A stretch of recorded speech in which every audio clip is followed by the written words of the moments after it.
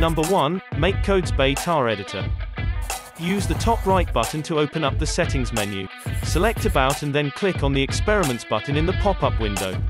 MakeCode will give you a list of experimental features. Choose Beta Editor. Give it a moment to load and you will get to see the brand new editor with better UI, new blocks, and new extensions. Number 2. Pairing Mode.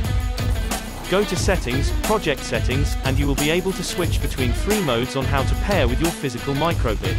Whether to disable pairing, use the automatic pairing, or pair with a 6-digit key, it's all up to your choice. Number 3. References. If you are just wondering how to use a specific block, or looking for a block on a certain type of job, your problem will be easily solved by using the references from MakeCode.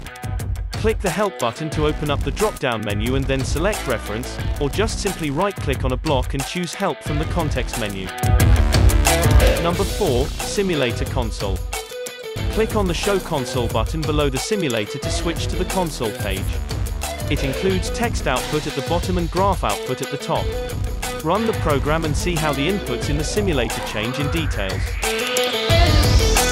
Number 5. Full Screen Preview. To switch into full screen mode while running your program on the simulator, just click on the Launch in Full Screen button. Number 6. Print Code. In the Settings drop-down menu, find Print.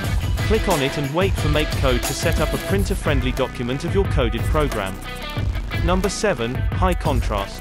Found also in the Settings menu, click on the High Contrast button. This is an accessibility feature to maximize legibility and help people with low vision or photosensitivity. Click the toggle button again to turn it off.